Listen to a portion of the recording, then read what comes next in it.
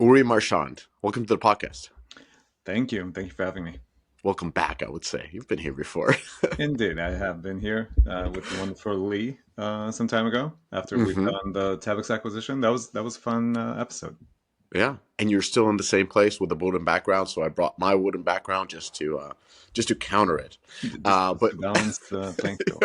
yeah, yeah, exactly. So talking about playfields, Overwolf sits at the intersection of UGC, modding, and gaming ecosystem. Right. What is Overwolf? Overwolf is the guild for in-game creators. The way we think about what we do is we're building a new profession. That's why the guild part. And with this new profession, we're helping people creating mods or apps or private servers or any UGC around games. We're helping them make a living from their passion of building content around games. So if Unity or Unreal are engines that help you build games, we're like an engine that helps you with the tech tools to build the mods, the live ops to manage them and distribute them, but also the monetization tool to allow you, if you want to do that, to make a living from your passion, I would say.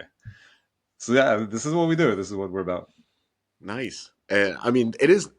I'm saying nice, but the thing is, like, I remember, like, back in the days when there was a game called Command and Conquer, the first version. Right. I was modding it. I remember putting in like dinosaurs in it and replacing some of the troops with that. So modding has existed for a long time, but you made it into a platform, and for the kids that I used to be able to make a living out of that.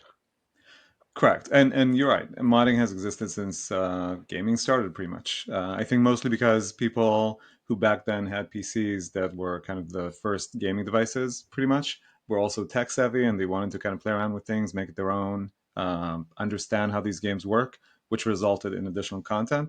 And then we came to the generation of folks creating map editors. And I just talked with hmm Paul Sams the other day, and he mentioned how much Blizzard had invested in these map editors and how much they contributed to the longevity and the ongoing engagement with their titles. And today, I think game studios, publishers, they invest more and more in making this not only, hey, here's a map editor for you to create something within our game, but also here's a way for you to make money out of that. And a whole ecosystem is formed around both mods and other forms of UGC. Web stores. You've seen what good looks like, but have you seen great? AppCharge is the direct-to-consumer platform backed by the likes of Supercell and built by monetization pros from Moon Active, Playtika, Huge Games, and others. People who know the difference. AppCharge powers over $500 million in transaction a year for top studios, optimizing every detail. Deeply personalized web store offers custom-made design, industry-leading monetization features, in-game payments, SDK, and more. 70% of top grossing games already have a web store, but the ones scaling fastest, they're doing it with AppCharge. Learn more at appcharge.com. Yeah, and some of the biggest games are, of course, derived from mods, whether we're talking about TFTs or, Right. League of Legends or in the sense PUBG, all are kind of Yep. Yep. iterated Yep. from mods. Yeah, it's really expensive to come up with new core loops, right? And mods are the perfect like trial ground for new game designs or new game loops and all those things. And when you see that something sticks with a mod, now you have an option as an entrepreneur or a game developer to say, all right, those guys have definitely figured out something. I can now take it, polish it, make it better. And I think this is what we've seen, obviously, in the case of Arma, and then the evolution from Arma all the way to Fortnite through PUBG, etc. Mm. And talking about these big publishers, Fortnite or Epics and Craftons and other ones, like some major publishers are embracing UGC, and there are others that are resisting it. Like, where do you see the industry heading in terms of modding? I think more and more publishers, including ones that have resisted in the past, are embracing. A very cool example from this week, just a couple days ago, we've announced a partnership with Warner Brothers for Hogwarts Legacy. And you would think that with one of the biggest IPs in the world, Harry Potter, it's going to be extremely complicated for a company like Warner Brothers to say, "Hey, we actually want to do modding."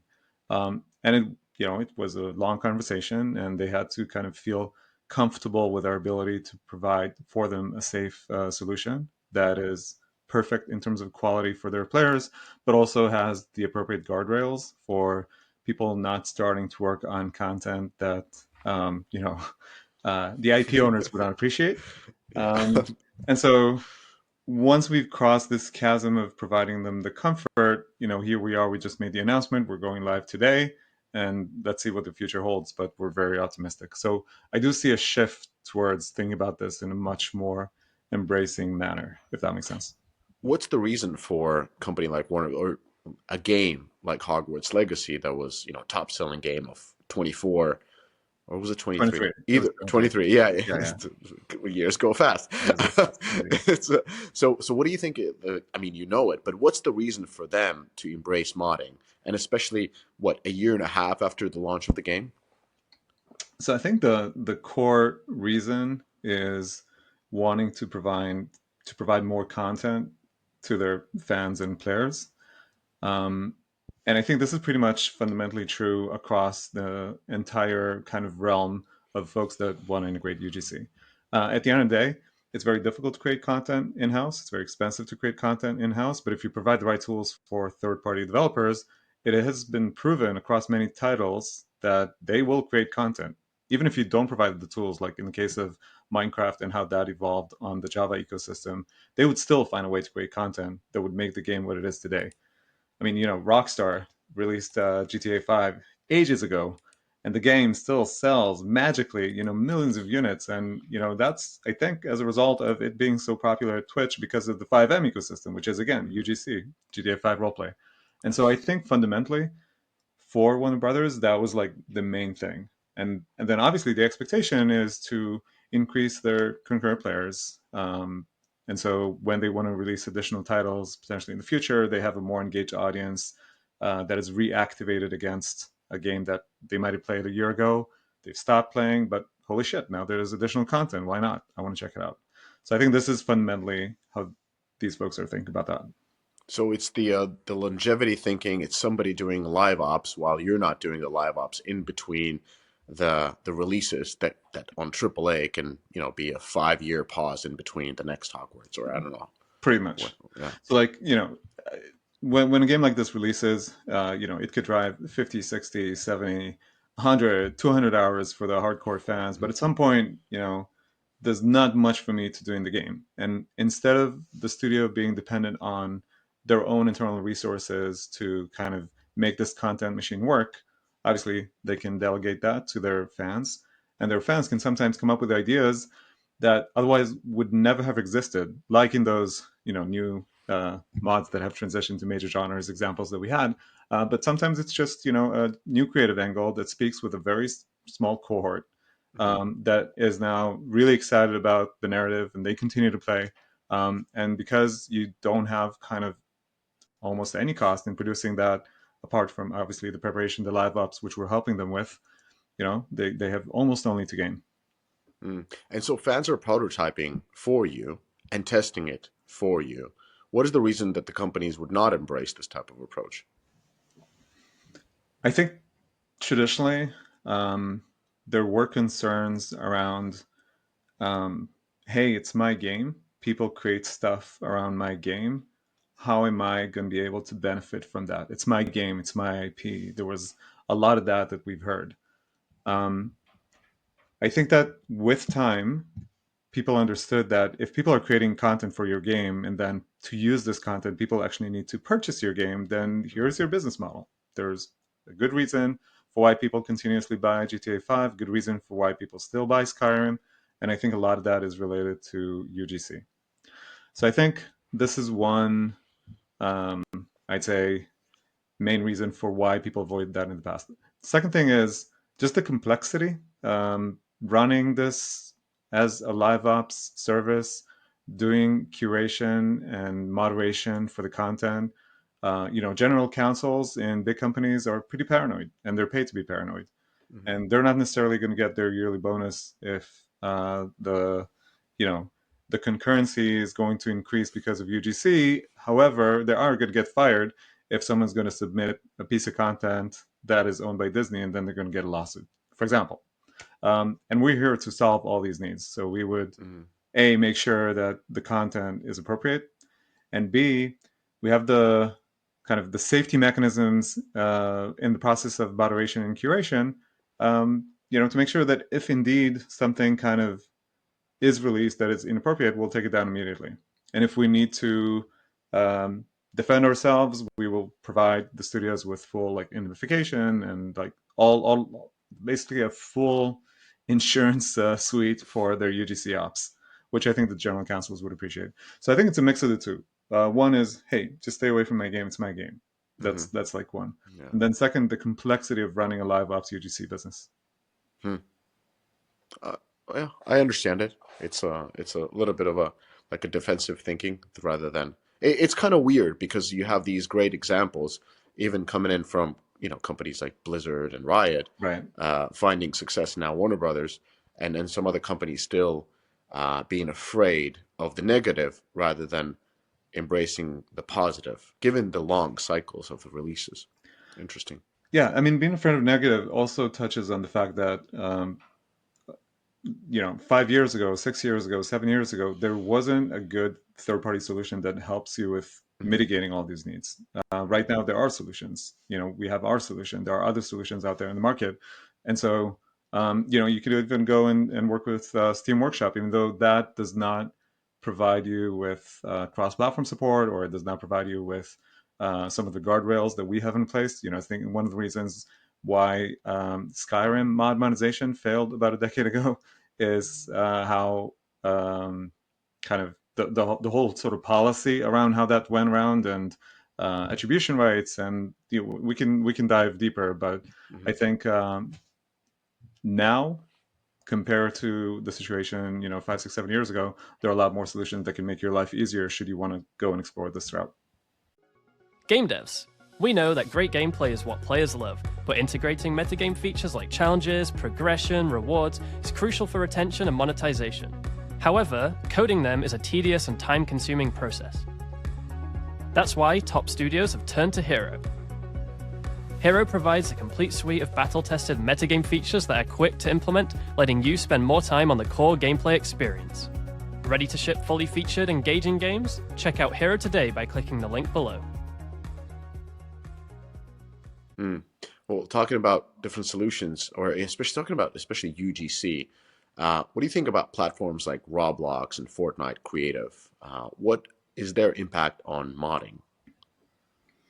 I think it's a it's a really good question, but I think that um, they legitimize modding in a lot of ways. When Roblox started, it took them a long time to get to the traction level where they are today. And I know that uh, back in the early days, it was very difficult to get people to understand what Roblox is about. Hmm. And they've reached obviously their inflection point more than a decade in, and now everyone appreciates what Roblox is, and it's amazing what they were able to build with Fortnite UEFN, obviously a little bit of a different story, but similar in essence in what it's doing to modding in UGC. It's a big backwind because when Tim Sweeney is publicly saying, "Hey, around about 50% of the engagement on UEFN is driven by creators, by UGC, by the platform that we built, and obviously 100% is driven on the Roblox side of things," then folks like Warner Brothers, they're Yeah. saying, "Oh, interesting, how can we do that, and if there are ways for us to kind of participate in that." um, so I think I don't know if this makes sense, but I think that's kind of how I would think about that. I think it's a significant backwind. It pushes things forward, pushes innovation forward, and legitimizes this whole UGC modding side thing from transitioning from just being like a side hustle to a real profession. Yeah. Well, we're talking about a profession and then profession talking about money. Let's put it that way. Um, how does Overwolf balance supporting both independent creators and at the same time ensuring that the game developers all benefit from UGC financially? Through a rev share.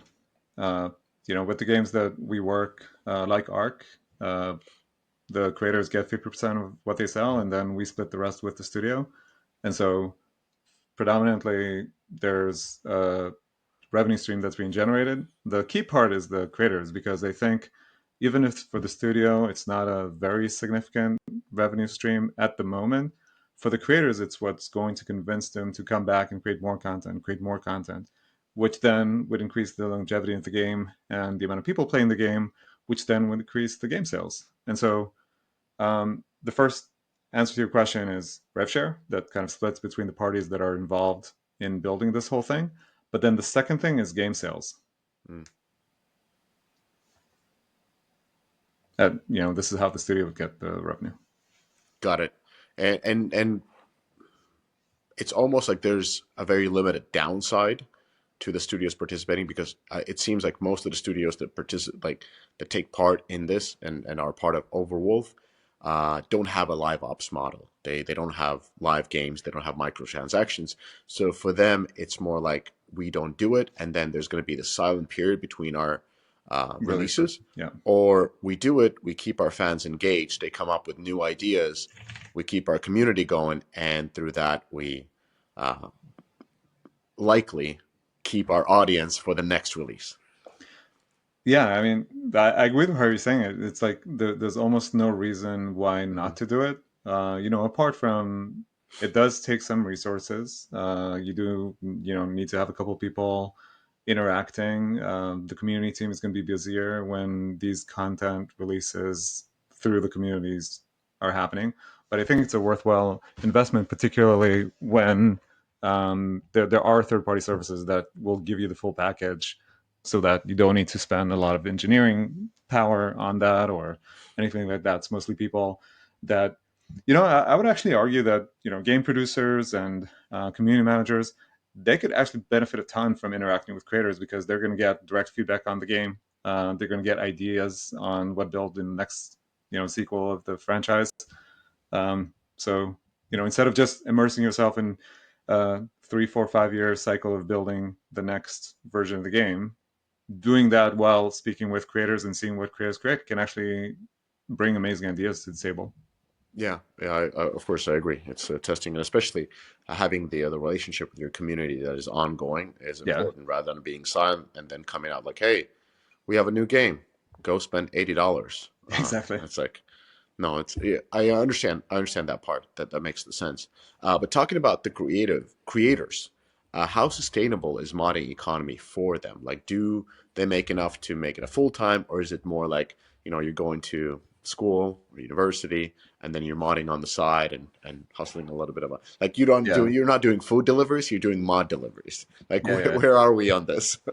It really depends on the creator. And I think if we compare this to a platform like YouTube, obviously there are a lot of YouTubers, right? But there are only a small percentage of these YouTubers who are making a living building YouTube videos. It's sort of the same in modding. Last year, we helped modders and app developers and private server owners earn $240 million. And there are creators that are like companies, and they make millions of dollars a year. There are also creators who are individuals that make a couple $100 a year.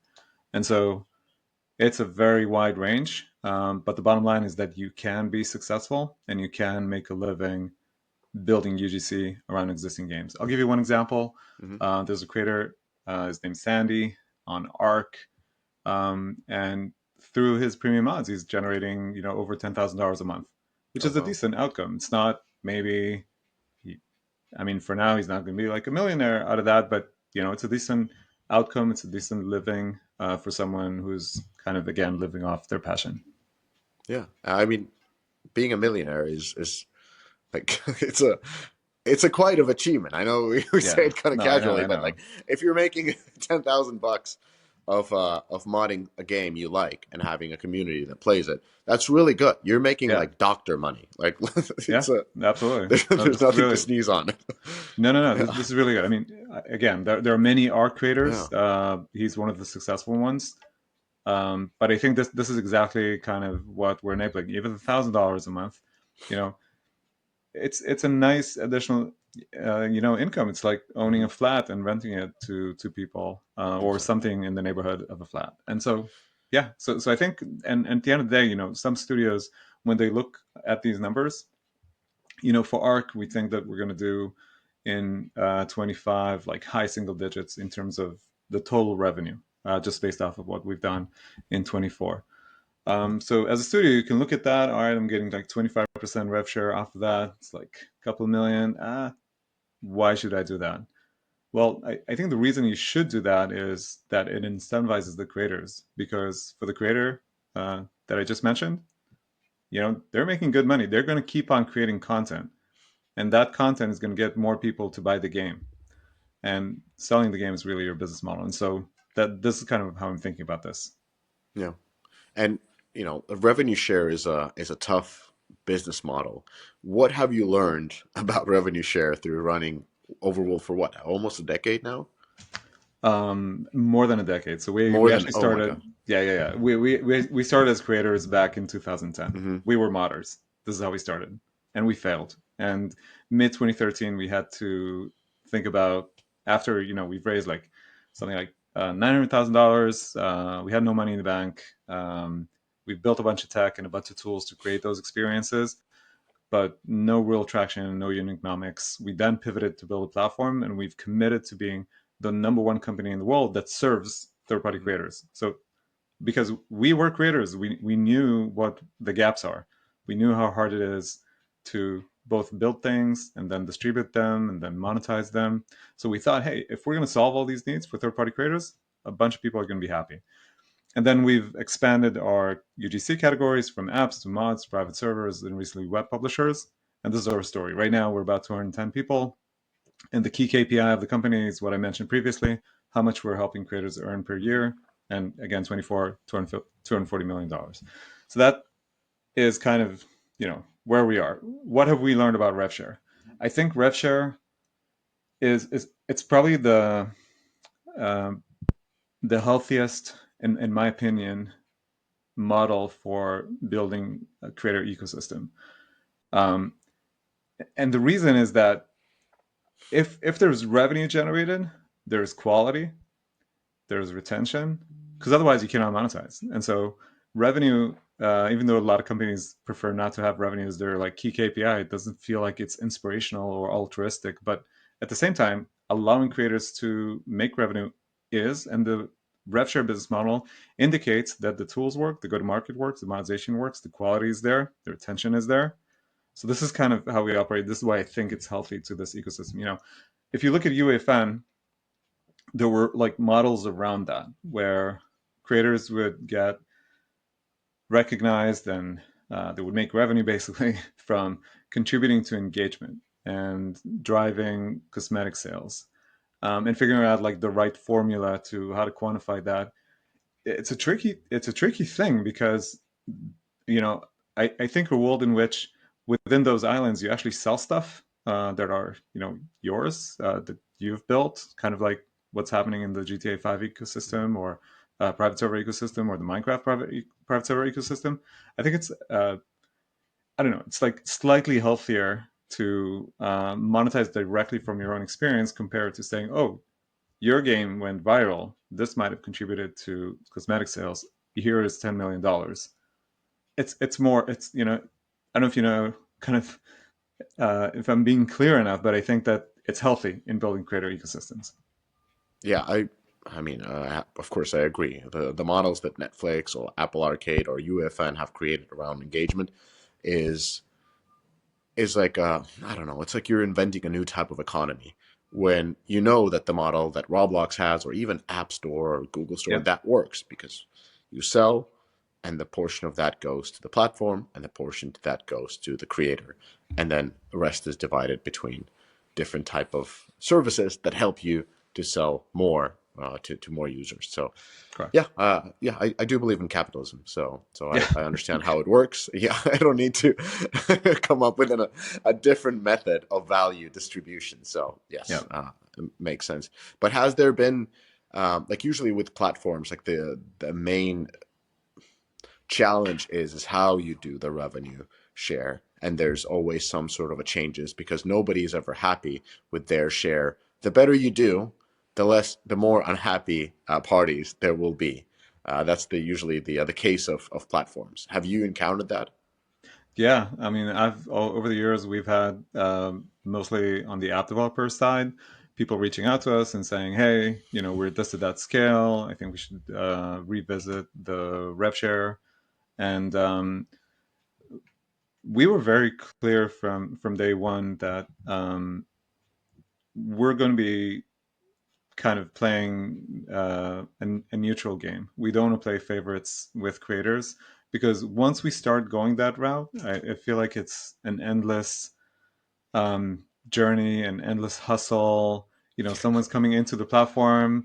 What's my rev share? What's that person's rev share? No, we want it to be aligned. And if you're feeling like you're better off on your own, you don't want to work with us, and that's totally fair. But it's extremely complicated. I'll give you an example. Let's say our rev share is 70/30. We provide not just distribution, but also the engine and acceleration services. So, and we take pride of that. Monetization through ads, subscriptions, like all of that is baked in. I know that there's controversy around the App Store kind of tax. I appreciate that. Our approach is different. If you dive into the details of what we provide multiple layers apart from distribution, apart from the engine, monetization, good market, acceleration, like all those things, like real-time telemetry for the games. Like those are really expensive things to run, and we need to think about the health of our business as well for the whole thing to work and kind of be here for the long term. All right, let's assume that we have two different rev shares, one 30%, the other one's 20%. We're going to start having people in our monetization department saying, oh, this person is getting 20%. Let's give them the cheaper ads because we can retain 30% from the ones that are getting the more expensive ads. And we don't want that. It just creates complexity, creates like an environment that's really hard to manage. So, we'd rather have a level playing field, set the rules, and stick with them. Yeah, kind of keep the course. Makes sense. Oh, Yeah. but it's always challenging. The better you It's do, challenging. But we the also more had the other challenging way it around, gets. right? With investors saying, hey, yeah, it's pretty, like, if we just increase our rev share by 5%, that sounds like, all goes to the bottom line. So my answer is always, oh, you're right. It always goes to the bottom line. But you know what? If I'm a developer and you would do that to me, that's a huge break of trust. And I would look that exact day, I would look for alternatives. This is not the right way to play. This is against our culture, and we're not going to do it. So, not in my watch, and I don't plan to go off guard. Yeah. This podcast is brought to you by AppsFlyer. In today's digital world, understanding your app's journey from discovery to download is more than just insightful, it's essential. Enter AppsFlyer, the leader in mobile attribution and marketing analytics that allows you to measure the full potential of your marketing efforts, making every ad dollar work smarter. With AppsFlyer, that's your new reality. Dive deep into data-driven insights that reveal exactly where your users come from and how they'll interact with your app. AppsFlyer, where your app's potential meets performance. It makes sense. Same rules for everybody is the easiest model to operate. Easiest, simplest, most sustainable. And if you've set your numbers correctly, and if you're continuously working to earn this rev share instead of saying, oh, I'm entitled to, no one's entitled to anything. If you continuously kind of work to earn it, then I think that's the right way to play. Well, moving away from difficult topics of rev share to even more difficult topics of AI. Yeah. What do you see the impact of AI in modding? Like, do you see these AI generated mods a threat or an opportunity? Opportunity. For us, the way we think about AI is that AI is like a tool, and if there is a great prompt to mod, and a lot of iterations potentially around the prompt to mod, but at the end of the day, a very satisfying experience, then that's great. I think we're speaking with pretty much every interesting startup that we know in this domain, and we try to think with them on how to create environments. Creating a 10K by 10K map in Arc takes a lot of time. But what if we had a prompt to map with a couple additional prompts to like really level up the map? That's a huge starting point for some creators. And now they can invest more resources and fine-tuning the environment and all that. And something that would otherwise take them a couple of months can now take them a couple of weeks. This is amazing. So I'm all for it. We've not yet seen it integrated in this way. Hopefully we will. I mean, we're using a ton of AI in development and with our marketing team, obviously. So it's deeply integrated with the company. And whenever we're thinking about a new tool, if we can make it better with AI, then sure. Yeah, and to some extent, do you believe it will fuck, that's a difficult word. Democratized. Democratize Yeah. modding by allowing more people who might have very creative ideas, but just get, murdered by how difficult it is to actually put their ideas into a software. Yeah, totally. I think it would reduce barriers, democratize creation, and I'm all for it. It also means that we'll have a bunch of other problems that we need to solve, like discovery, like how do you surface the cool content? Yeah. If you get a lot of shitty content now being submitted, how do you know the noise from like the good stuff? But that's a challenge worth solving. So Hmm. Well, talking about, yeah, I 100% agree. Talking yeah. about the evolution and strategy of Overwolf, um, you've grown significantly over the past decade plus. Supported modders, supported UGC creators. What have been the biggest challenges in scaling the platform? Um,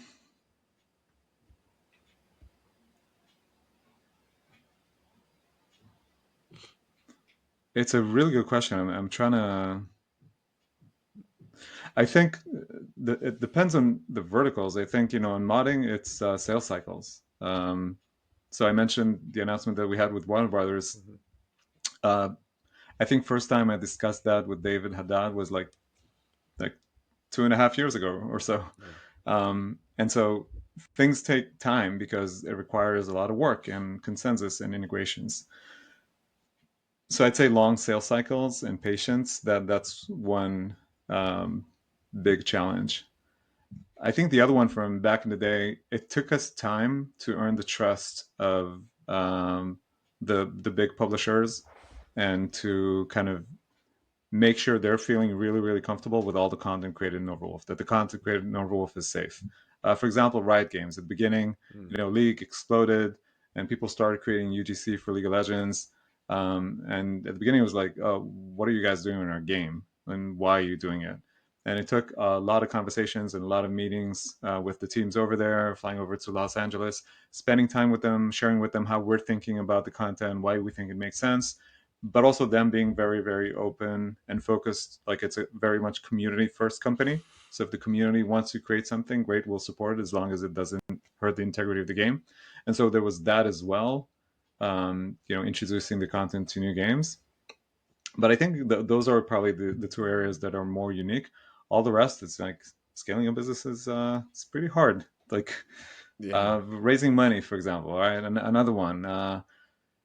No one wanted to invest in Overwolf back when we've done our pivot because we were like scrappy modders trying to raise venture money for a vision that people couldn't really wrap their head around. We thought we could, but a lot of investors thought we're crazy. And back then there weren't like the backwind from Roblox and UEFA. So um, I think it's not where it is today, where it's a lot easier. So back in the day, raising money was also difficult. So I don't How know, a did lot of challenges. Yeah. how did you overcome that? Like one of the typical conversations that I have with founders is the difficulty of raising capital on a little bit of a newer idea and convincing the VCs. Like how were you able to convince the investors in this, in a way, idea that they don't have any reference point towards? Um, I think back then when we've done our A round, the first part I focused on is the team. Hmm. We've proven that with not a lot of cash, we were very committed to a specific execution. We were wrong with our strategy, but we were committed and we were able to execute. And I felt like we had a good, um, we play to win and we play nice culture, and that's the first part. The second part is we said, look, we're not inventing the wheel. We're just taking something that has always been out there and we're making it better. And I think it's always for investors a bit of it's a game of managing risk, and the more validation you get, the happier you are to invest.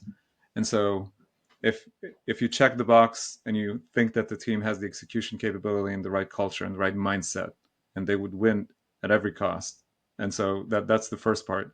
And then the second part, they're not trying to create oxygen from moon dust. They're actually taking something that has existed and they're trying to make it better. And if they have other examples from other ecosystems that have formed around platforms, like in our case, then maybe this could work. So I think for us it was a mix between not positioning this as if we're inventing the wheel, but really talking about the reality, which we're not. We're not inventing the wheel. We're just trying to make it better. And it's at the end of the day a platform and technology and a live ops business and all those things.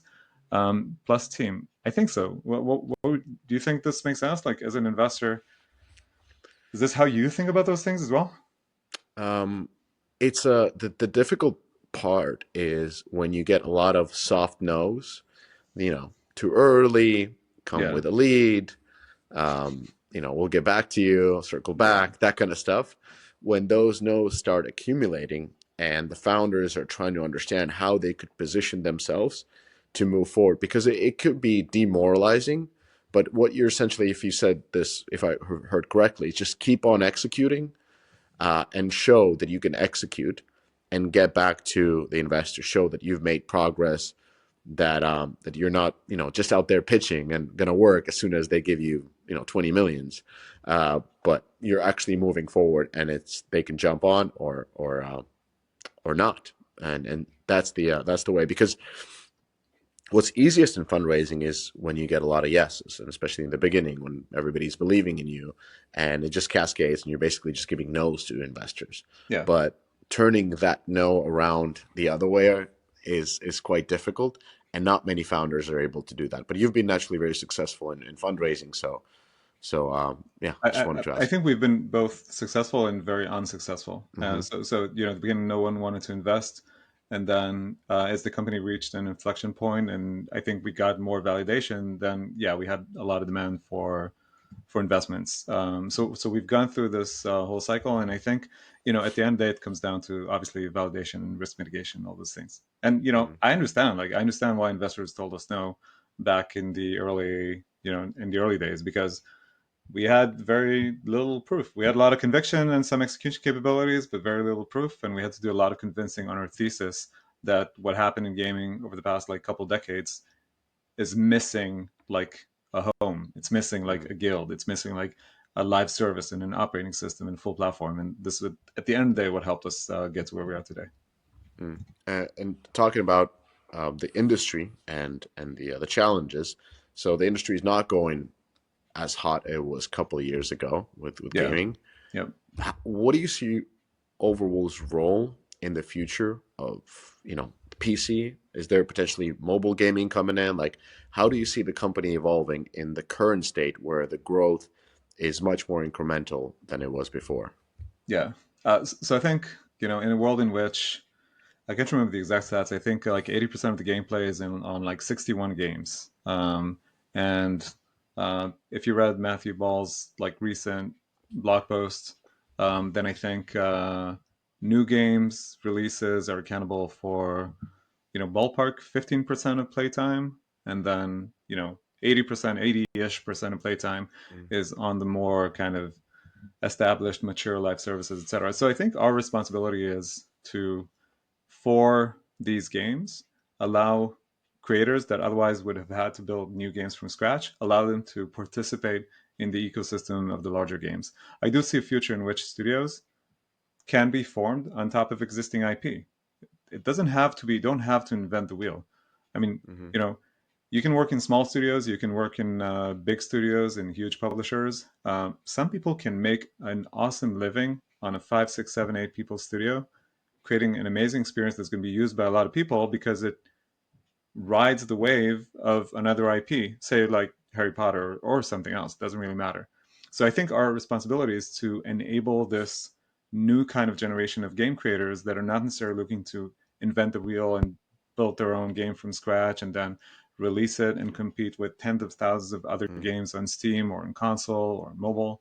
So I think that is kind of our responsibility. In terms of platform focus, we're already on console, and so it's going to continuously grow on Xbox, PlayStation, the other consoles that are, I think, a better fit for our form of UGC enablement compared to the mobile device, smaller screens. It's a bit trickier.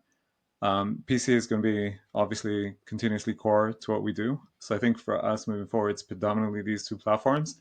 And with mobile, I could easily tell you, oh, sure, we're going to focus on mobile. It's a huge market. But realistically, I don't yet know how exactly modding is going to work on mobile games and how they're going to monetize and like how that, it's just more complicated in mobile games. And I feel like we have still so much to do with consoles and PC. And I'd much rather focus on consoles and PC and, AA, AAA titles compared to other mobile games that I don't yet know how to solve the problems that they need to solve. Attention app and game developers, are you ready to unlock the secrets behind the world's top performing apps and games?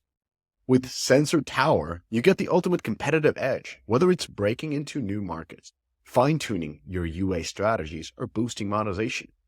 Dive into data like never before, track global trends across app stores, analyze market-leading in-app purchase and in-app ad strategies, and benchmark your performance with real-time insight.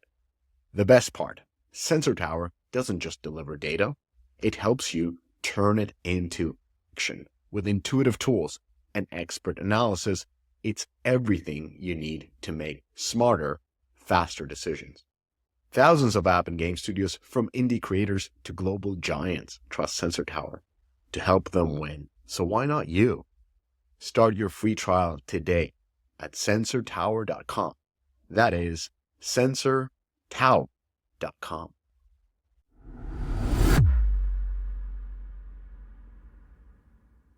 And would it be correct to assess that Overwolf is the, probably preferable partner to premium games? So not the ones that are running as games as a service, because they are essentially modding their product themselves and updating, but more for these one-off purchases.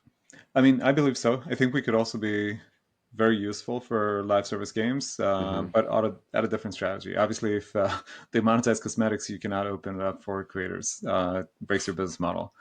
But maybe there are other things. Maybe there are maps. Maybe there are other ways to do UGC for a title. It's very kind of title specific and title dependent. If you think about, a game like League, for example, Riot always experiments with different game designs and different maps. I think a map editor could be cool. A lot of permutations around ARAM or Summoner's Rift and all those things could be cool in enhancing what players could do with the game, while not hurting the business model. Obviously, you'd have huge problems with matchmaking. Like you might be having endless queues for your very kind of esoteric map. But if one map explodes, that could be cool for the game. Could create something interesting. I don't know, so I think it's good for both, but you're right that for the premium pay titles, it's slightly more relevant because of the opportunities it creates. Yeah, and the numbers that Matthew Ball has in his presentation, I think they're taken out of Newzoo's decks, Yeah. but Yep.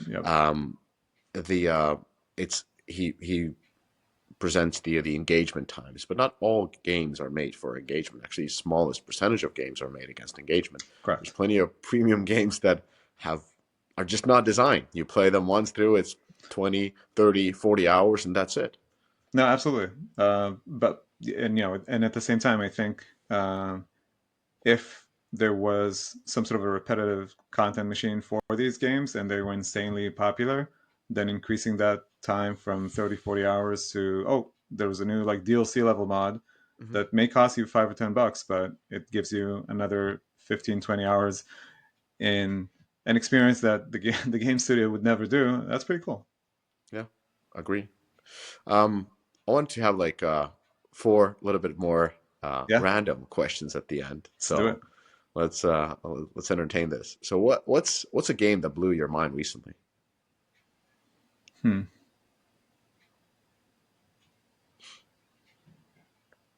Can I pivot and talk about a mod? Yeah, of course. That was just last week. I was blown away with this. This guy worked on, so Ark is survival crafting, and you can like tame creatures and all that. So this creator created this gigantic prehistoric snake that a lot of YouTubers picked up and were excited about that. And what was nice about the snake is just the physics and how it felt so real. And I know the person worked on it for a good few months. released it, sort of exploded on YouTube, got a lot of sales. I was really blown away with the fidelity of like the quality of the physics and the model and how this whole thing played around. That was awesome to see. I'm like, look, as a gamer, like to Yeah. be honest, I'm pretty much an online gamer. Like I'm still climbing my ladder in League and TFT. That's my thing. And every once in a while, I'll play something else. But Yeah. I'm like when I have time, I play competitively. Unfortunately, this is kind of how I've always been an RTS player. All right. All right. Let's move to the second one. If you could Yeah. fix one thing about gaming industry's approach to UGC, what would it be? One thing.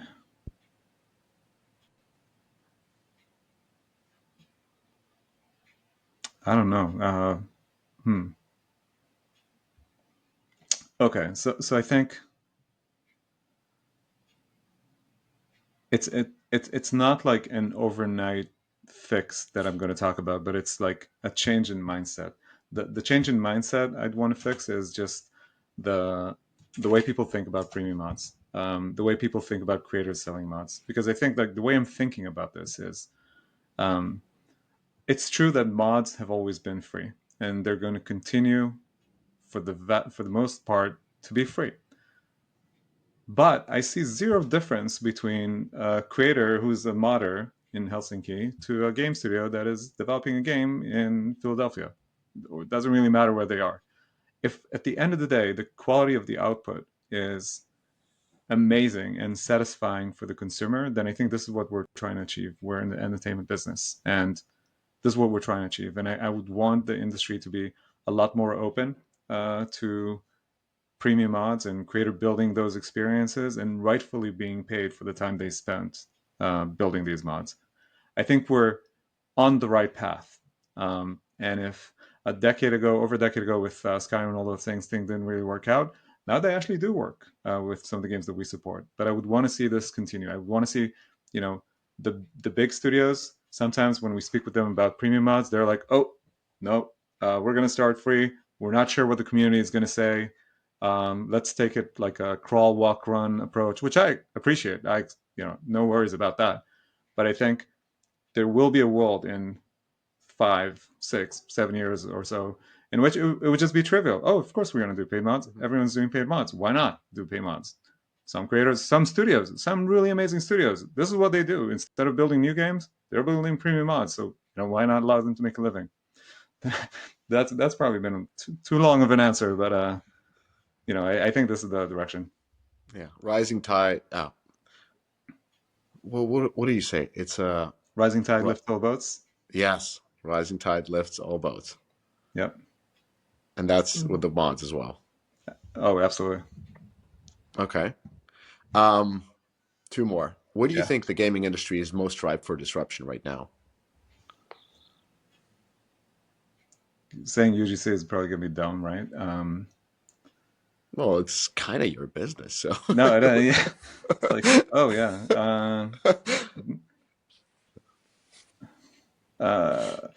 But also saying, AI and Gen AI, it's like, yeah, we're all talking about this day in, day out. Cloud gaming, uh, that has also had its way of in-game advertising. I don't know, I don't know. Maybe in how, it has been a brutal year in a lot of studios. Money became expensive, and when money becomes expensive, and it's harder to get money, then a lot of people are losing their Conservative. jobs and become more conservative. So I'd say, maybe something around that. I'm trying to like sharpen what I would change in that. Maybe too many studios chased unsustainable ideas. Maybe too many VCs invested in things that were born with a sin. Apologies for the, um, because building an initial game, getting initial traction. It's one thing having a small team raising single digit millions, building something amazing, and then iterating off of that and working in like a 10, 20 people team.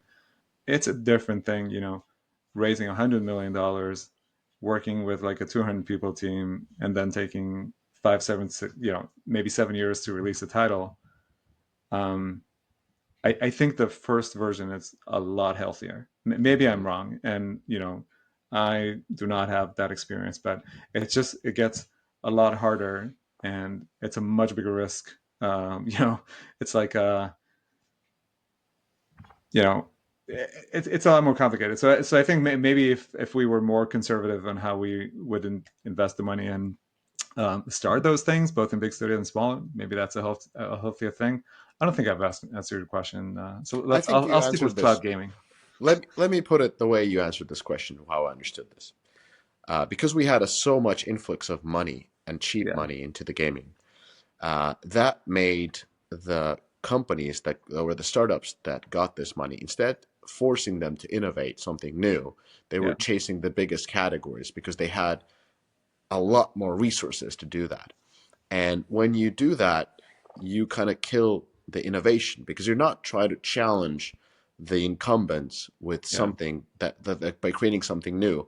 You're trying to challenge them at their own game by being a little bit better, more efficient, more this, more that, but essentially the same but better, but not new. And what you're saying is where the industry is more ripe for disruption is by limiting the resources. You are able to create something new, just like what we saw in the AI competition right now. The resources got more limited, people got more innovative. The same way is going to happen in your way. Did I understand this correctly? I mean, way better than I understood it. So you asked the question, you answered it a lot better than I did. But yeah, it's in this neighborhood. I agree with you. Okay. Well, last one. This is the easiest one. If you were to start Overwolf today, and you'd be, with all your knowledge, but minus the years, what would you do differently?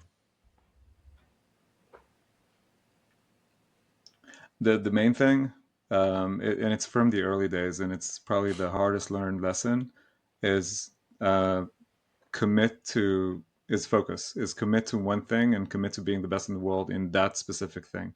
Back when we started, we wanted to build everything. We felt like we could build both the engine and the apps themselves, and it felt like, oh sure, we could do everything, but we could not have been more wrong. And after making the decision to focus on building this UGC platform and focusing just on that and not the content and just being the best in the world in that, I think this is when we started being on course. So I think this is the one thing I would have done differently, which sort of touches maybe on your previous question around innovations, like figuring out this thing that is new, that is meaningful, that you have a chance at being the best in the world at, and fully committing to it. Of course, while seeing validations, like you cannot like just do things without proof that you're in the right direction. But if you are, then just don't get distracted with all sorts of pivots and all sorts of other ideas that could be very brutal and harmful. Well, thank you for that. And Uri Marchand, always a pleasure to have you on the podcast. And I think Overwolf is doing very valuable things for the industry as a whole. Thanks so much. Modding, especially for these games that have long release breaks, is super important. Keeping the community alive, and most importantly, innovating. I mean, that's putting the players in a place where they can innovate, where they can create, is so powerful. So I'm definitely rooting for Overwolf and modding community. Thank you. Thanks for having me. That was a lot of fun. Thanks everybody for listening. And overwolf.com. Reach out to Uri and the company to work with. So thank you. Thank you.